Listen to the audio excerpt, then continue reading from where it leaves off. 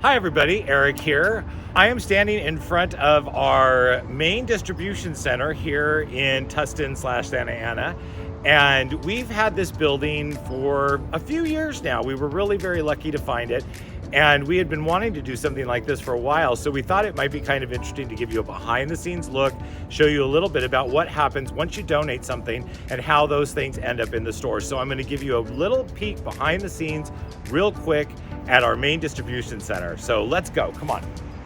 All right, so behind these doors here behind me is our distribution center. I'm taking you out on the second floor so you can get kind of the scope of the size of the warehouse and everything that's going on in there. So come on, let's go. We're gonna do that. So here it is.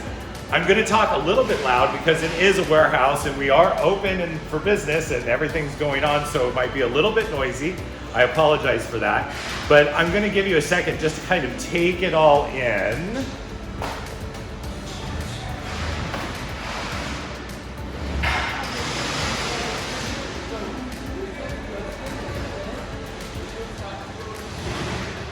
Okay, so here's the deal.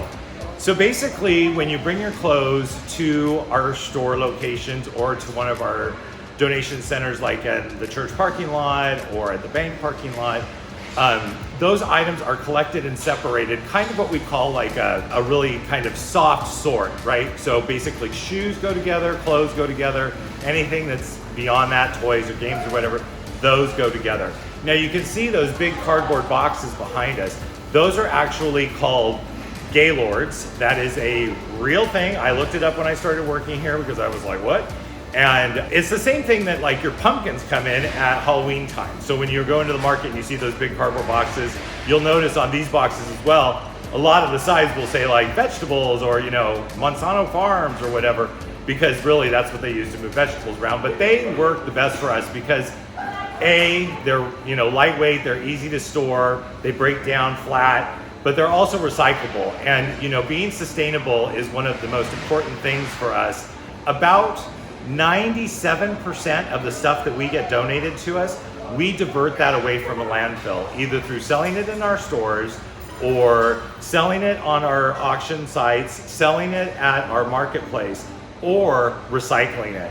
We're crazy about recycling, but anywho, everything gets separated into these Gaylords in kind of a soft sort, and then they make their way here to the warehouse.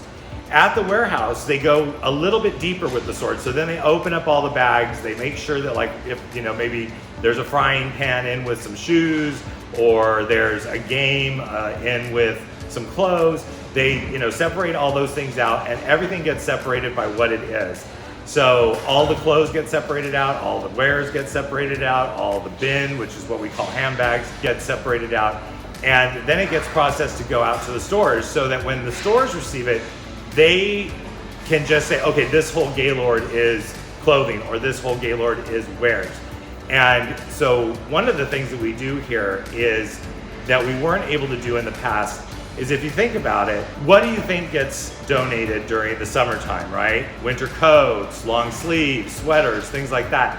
Well, that's probably the last thing you want in your stores during the summer when it's, you know, 100+ degrees.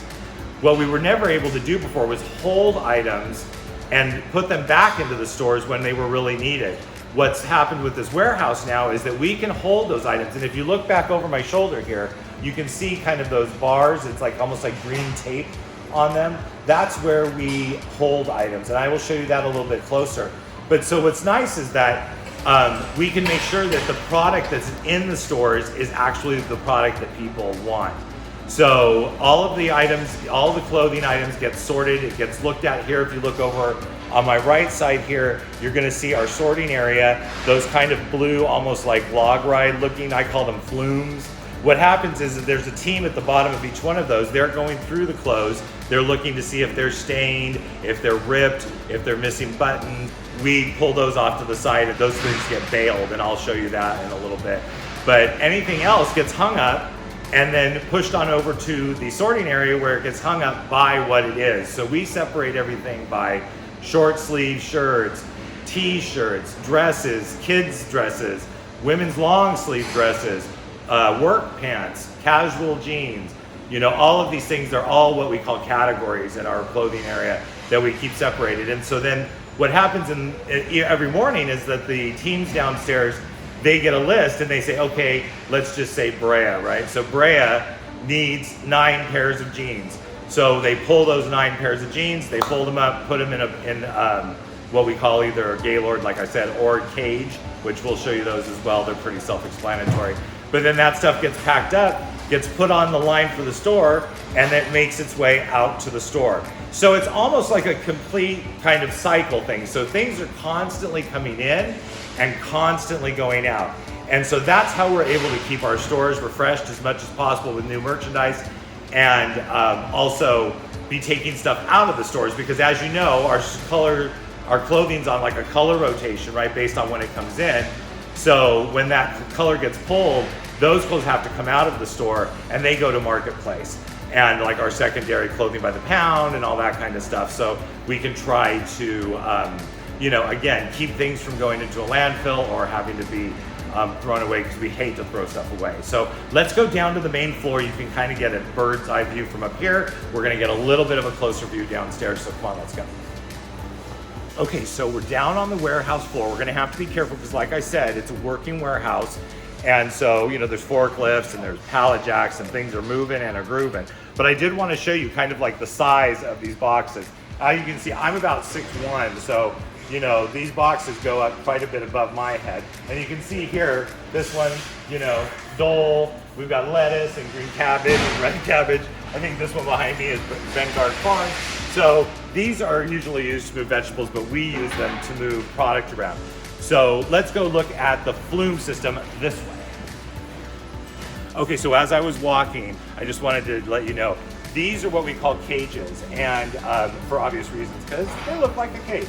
And this is another way that we move things around. We really like to do clothing in here and maybe bicycles. We tend to keep it pretty specific with these.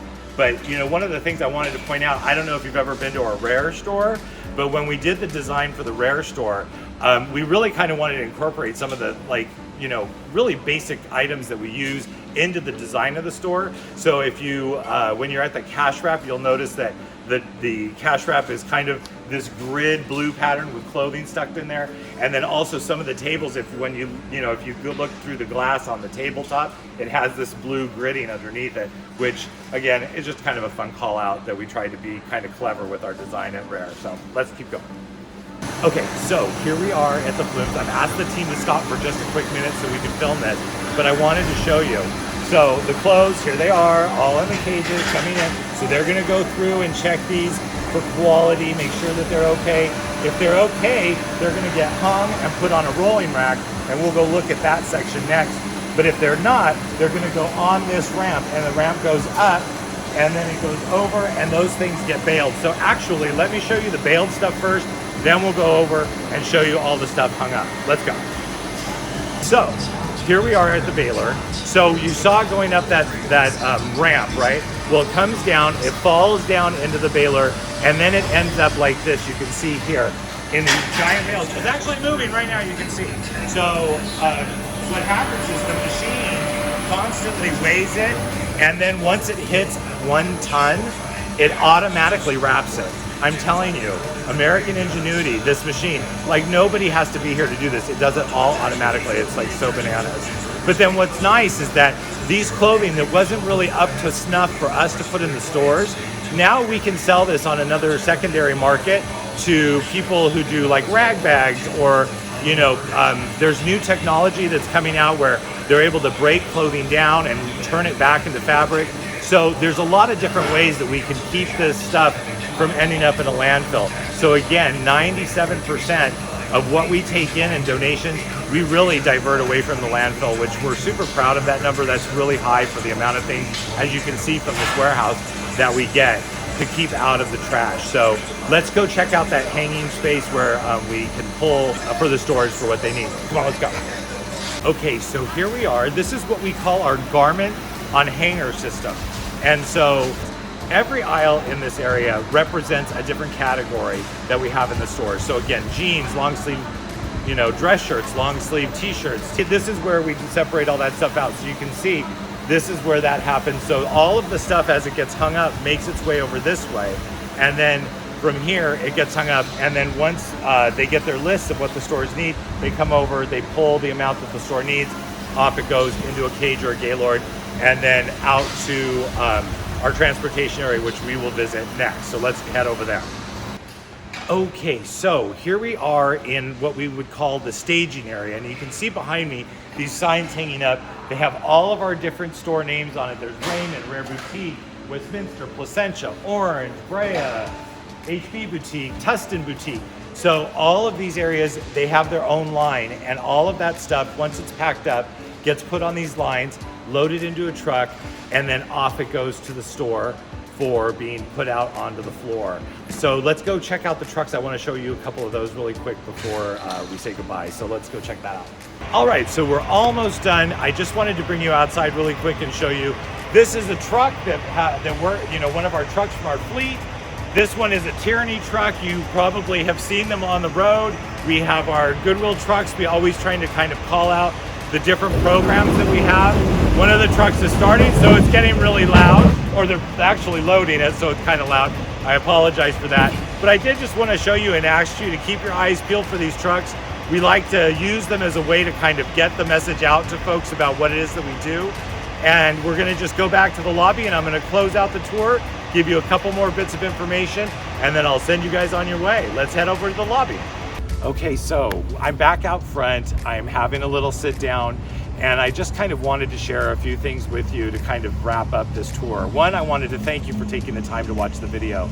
It's always so strange for me to come here because I think about my partner's mom back in the mid-60s when she was pregnant with him.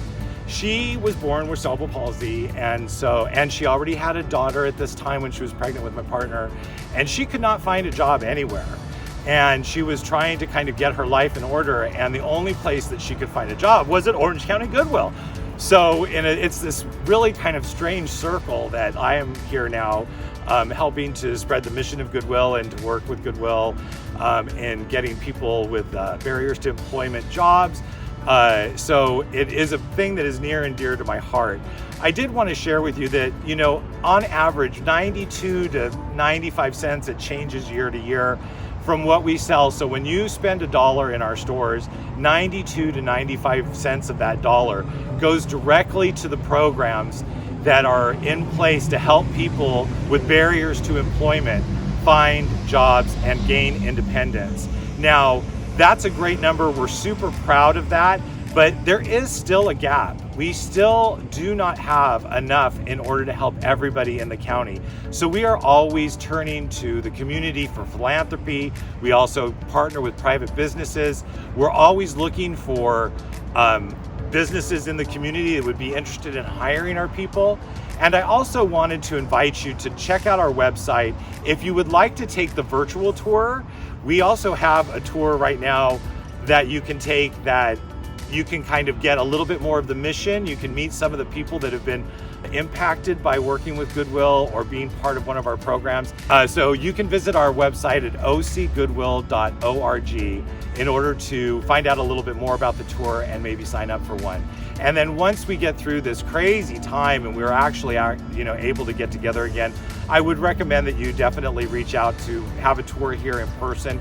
It really is unlike anything you can imagine. We've tried to give you a little bit of a taste of it today. Again, I just wanted to thank you for taking the time out to watch the video, and I wish the best for you and to stay safe and all your loved ones to be safe as well. And thank you again. Have a great day.